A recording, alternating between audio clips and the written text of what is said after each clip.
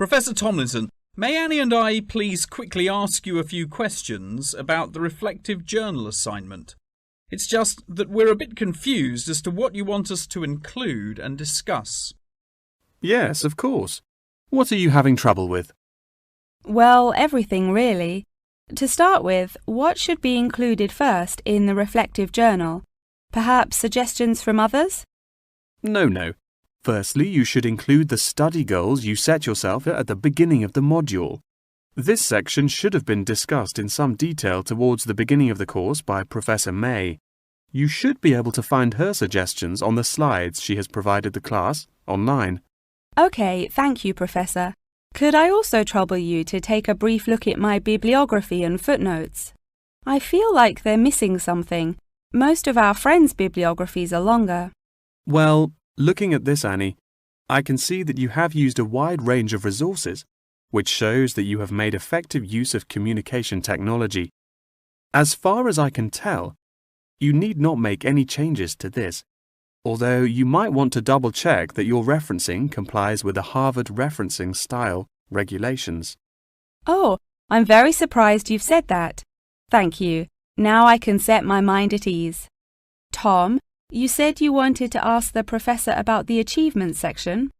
Yes, Professor. In the assignment guidelines, we're asked to introduce and elaborate on our biggest achievement in the past, saying which skills we learned in the process and how these skills can be transferred to various different future careers.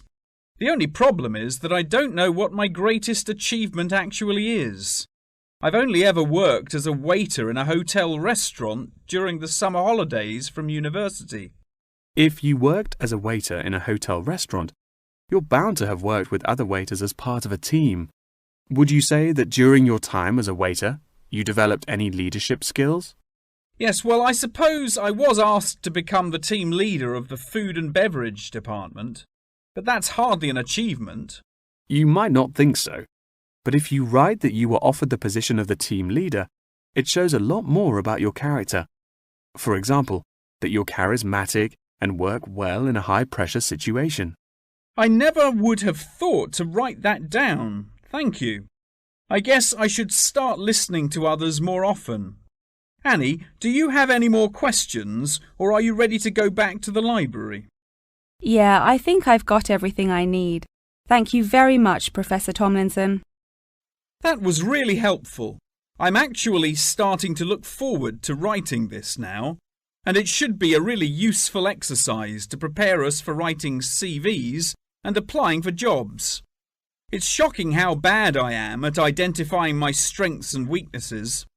Professor Tomlinson has shown me that I definitely need to start displaying some self-awareness. Yeah, Tom, you really do. You're always so modest. Modesty is great until it comes to applying for jobs. Before you hear the rest of the conversation, you have some time to look at questions 7 to 10.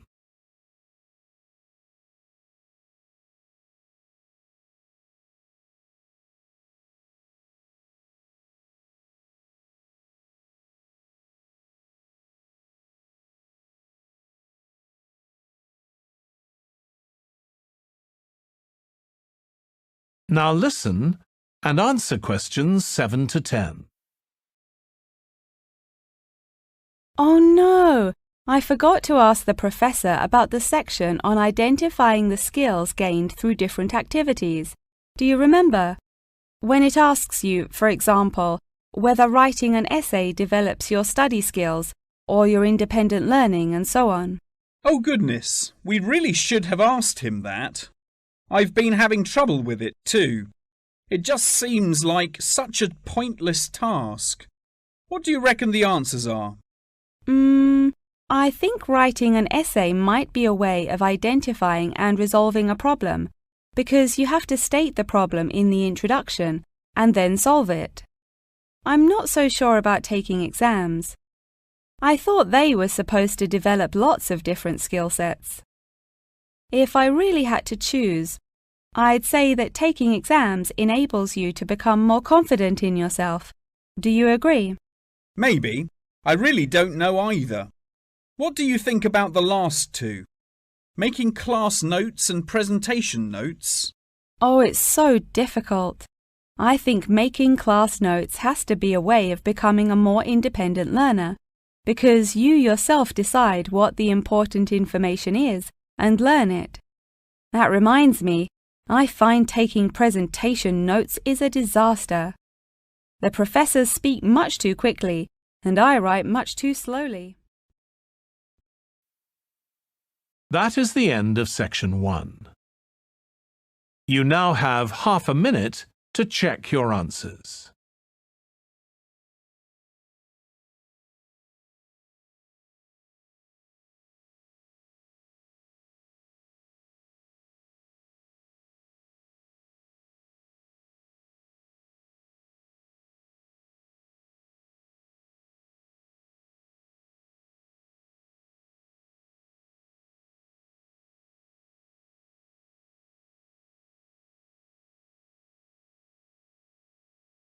Now turn to section 2.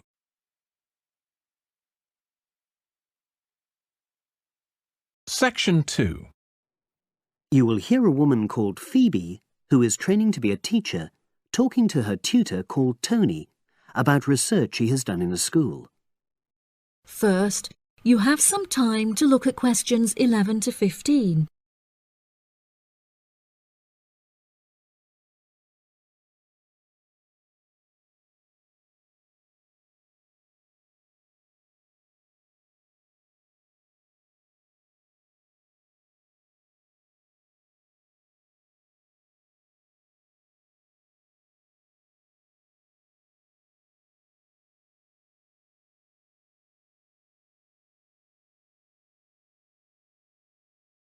Now listen carefully and answer questions 11 to 15.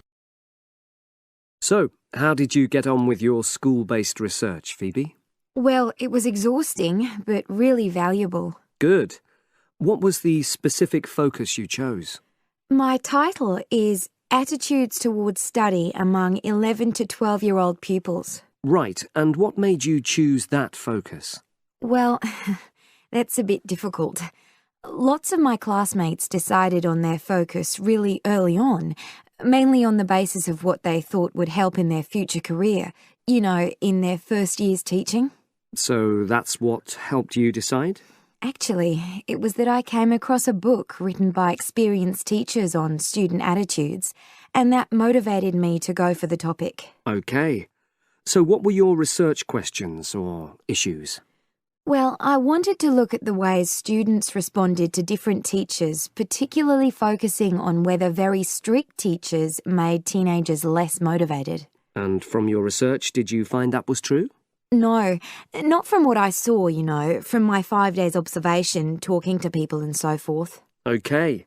We'll talk about the actual research methods in a moment, but before that, can you briefly summarise what your most striking findings are? Well, what really amazed me was the significant gender differences. I didn't set out to focus on that, but I found that boys were much more positive about being at school. Girls were more impatient. They talked a lot about wanting to grow up and leave school. Very interesting. Yeah, it is. From doing the research, it was clear to me that you might start out to focus on one thing, but you pick up lots of unexpected insights. Right. Did you get any insights into teaching? Yes, certainly. I was doing a lot of observations of the way kids with very different abilities collaborate on certain tasks, you know, help each other. And I began to realise that the lessons were developing in really unexpected ways. So what conclusion do you draw from that? Well, I know it's necessary for teachers to prepare lessons carefully, but it's great if they also allow lessons to go their own ways. Good point. Now, I'm really pleased to see you doing this.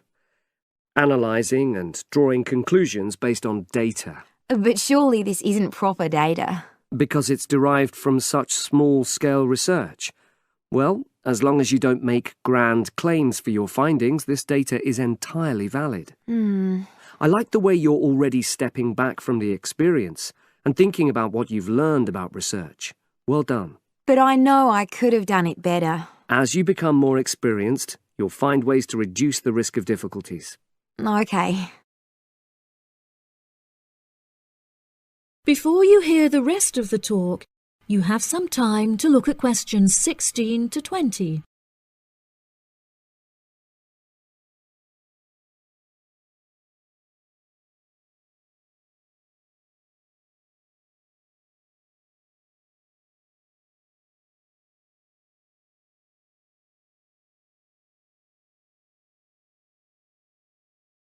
Now listen and answer questions 16 to 20.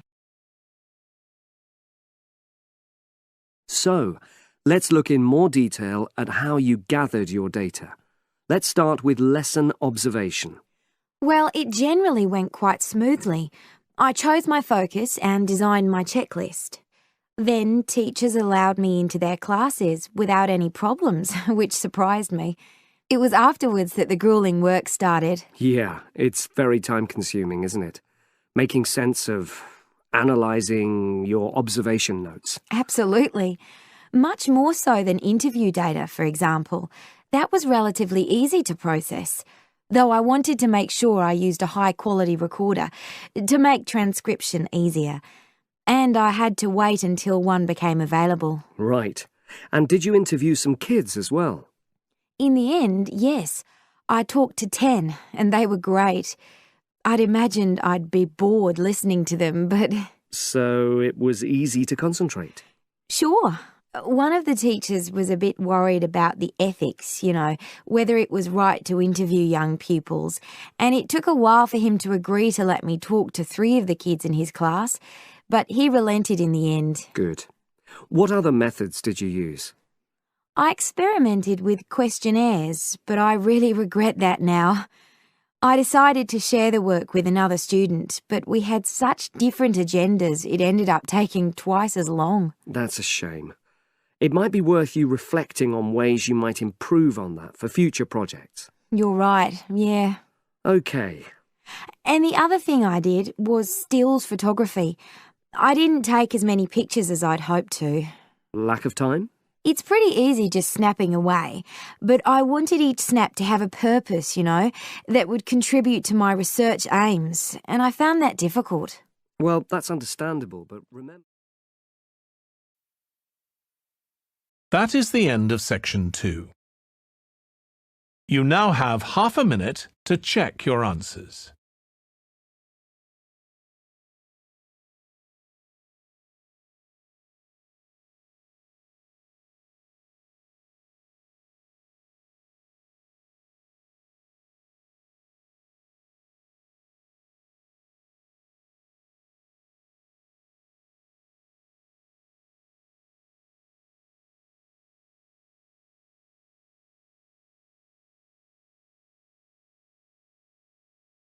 Now turn to section 3.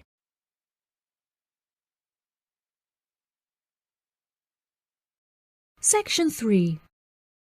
You will hear a conversation between a student and her professor talking about a summer course.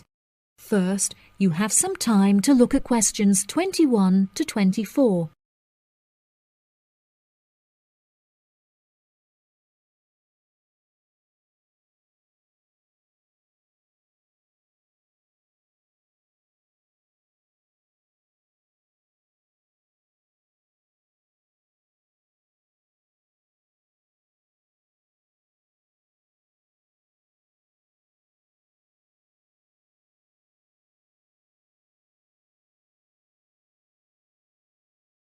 Now listen carefully and answer questions 21 to 24. Hello, Mr. Thompson. May I speak to you for a minute? Of course. Please come in. I'm Alexandra Jones. I'm studying sustainability here at the university, and I heard about the summer course that you offer every year. I was considering joining the course and wanted to ask you some questions about it. Yes, of course. Please fire away. Has the course been effective in improving the environment? Yes, absolutely. We have seen great results. Last year we planted a small field of trees, and we have been measuring their oxygen outputs to see the benefits that they have provided to the environment. Since we were regulated by law last month, we are now able to hugely enhance our efforts. Our current goal is to introduce a lot more tree species to the plot so that we can establish a complex habitat and compare the benefits of each species. In order to do this, we need to get a lot more students involved in the project. So I am very pleased to hear about your interest. Well, the project sounds fascinating. I would definitely like to be involved. Absolutely. Over the years, we have received funding from private investors and from selling shares. But the biggest improvement in our research came from a government fund that we received in the first year. This has greatly improved the organization, and we have since won prizes for our research. Wow, how impressive! Yes, it is of the utmost importance to our organization that we find a way to repair the terrible damage that has been done to the environment by the human species. This is no small undertaking, and our resources still need management. But from reports taken of our studies, we have found that teachers and students have greatly benefited from field trips to the tree plantation. Yes, I visited the plantation myself on a field trip 2 years ago, and I found myself greatly impressed by it. We have received a lot of feedback from visiting groups, telling us how impressed teachers, researchers, and students alike have been during their visits. Due to the educational facilities that we have carefully structured, I know that the visits are useful and engaging for students, and that their experience is particularly special. Before you hear the rest of the conversation, you have some time to look at questions 25 to 30.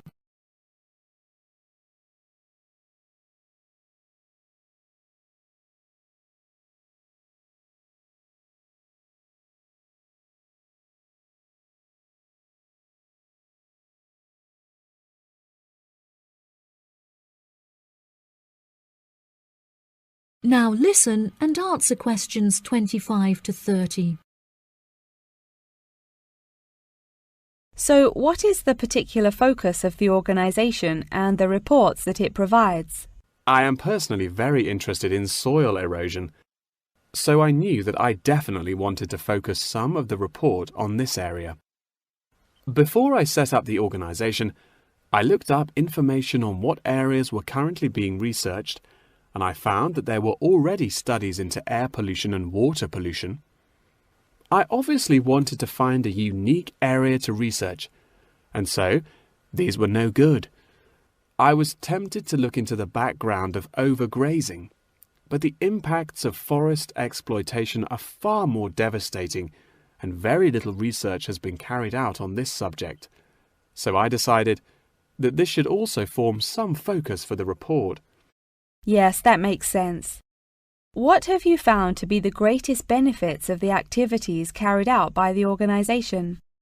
I have found that the greatest benefits are not the ones that anyone can learn from a book, like how to collect data, but more importantly, are life lessons that one can gain only from experience. Students who have partaken in the summer course have massively enhanced their confidence, which will prove invaluable for the rest of their lifetime.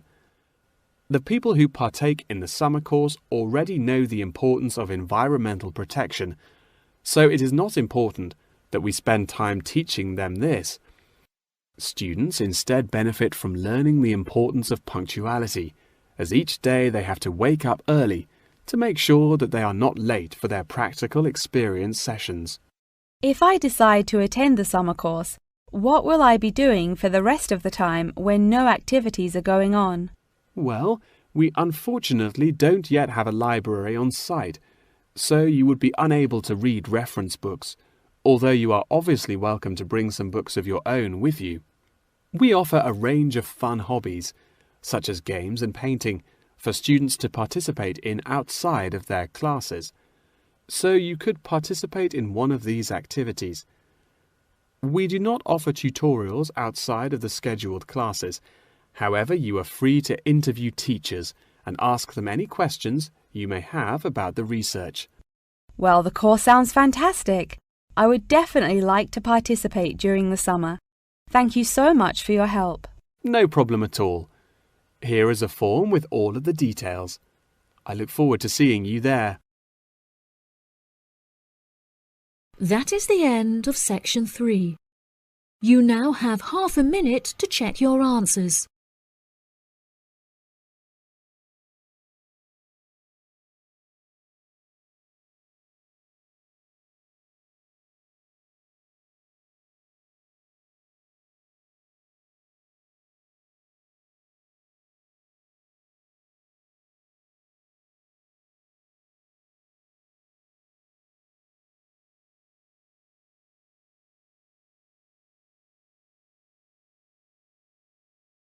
Now turn to section 4. Section 4. You will hear part of a talk about an Australian wild zoo given by a tour guide. First, you have some time to look at questions 31 to 40.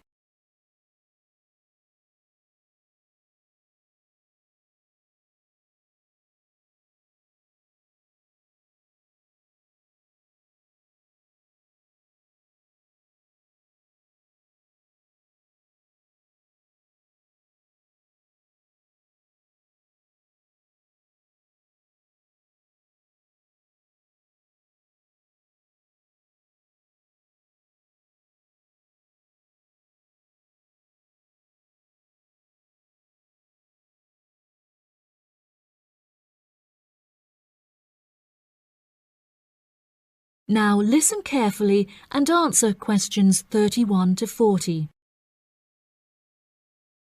Good morning, everybody, and welcome to the Australian Wild Zoo. I would like to start by introducing you to the new features that we have added to our zoo in the recent renovation. Being the only zoo in the area, we receive thousands of visitors a year. We found that this huge footfall was too demanding for the facilities that we were able to provide, and so we decided to expand ourselves in order to give every visitor a brilliant and exciting experience. We initially intended to build a new dog walking area. However, we felt that the zoo should cater only to exotic animals.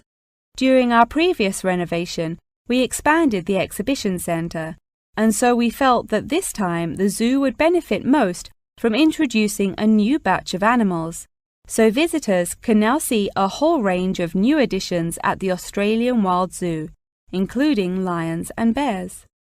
With this huge improvement to our facilities, we also found it necessary to change our regulations, which we put into action in June.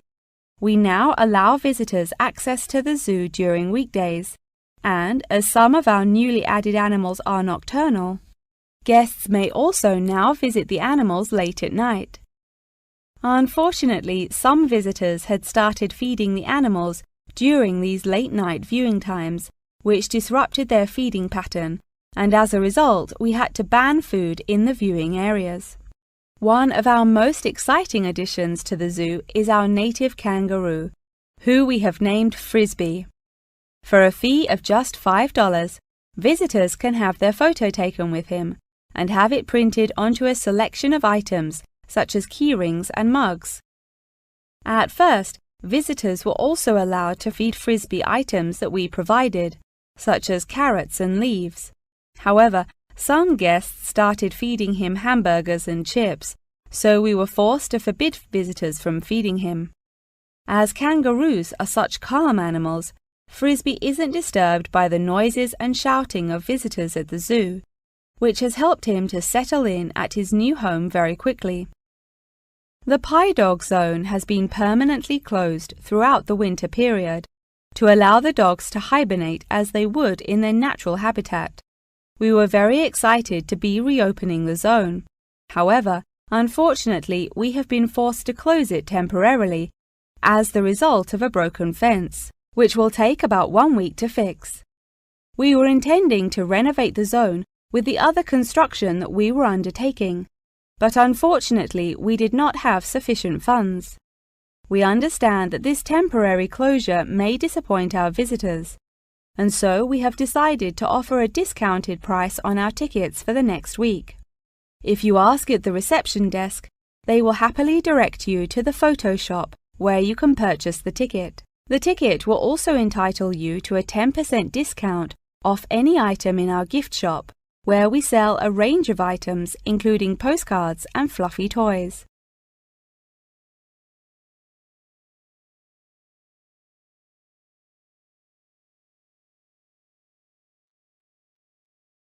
Come in, Russ. Thank you. Now, you wanted to consult me about your class presentation on nanotechnology. You were due to give it next week, aren't you? That's right, and I'm really struggling. I chose the topic because I didn't know much about it and wanted to learn more, but now I've read so much about it, in a way there's too much to say. I could talk for much longer than the 20 minutes I've been allocated. Should I assume the other students don't know much and give them a kind of general introduction? Or should I try and make them share my fascination with a particular aspect? You could do either, but you'll need to have it clear in your own mind. Then I think I'll give an overview. OK. Now, one way of approaching this is to work through developments in chronological order. On the other hand, you could talk about the numerous ways that nanotechnology is being applied. You mean things like thin films on camera displays to make them water repellent and additives to make motorcycle helmets stronger and lighter? Exactly. Or another way would be to focus on its impact in one particular area, say medicine or space exploration. That would make it easier to focus. Perhaps I should do that. I think that would be a good idea. Right. How important is it to include slides in the presentation? They aren't essential by any means, and there's a danger of tailoring what you say to fit whatever slides you can find. While it can be good to include slides, you could end up spending too long looking for suitable ones. You might find it better to leave them out. I see. Another thing I was wondering about was how to start. I know presentations often begin with, first I'm going to talk about this, and then I'll talk about that. But I thought about asking the audience what they know about nanotechnology. That would be fine if you had an hour or two for the presentation, but you might find that you can't do anything with the answers you get, and it simply eats into the short time that's available. So maybe I should mention a particular way that nanotechnology is used to focus people's attention. That sounds sensible. What do you think I should do next? I really have to plan the presentation today and tomorrow. Well, initially, I think you should ignore all the notes you've made, take a small piece of paper and write a single short sentence that ties together the whole presentation. It can be something as simple as, nanotechnology is already improving our lives. Then start planning the content around that. You can always modify that sentence later if you need to. OK. That is the end of section 4. You now have half a minute to check your answers.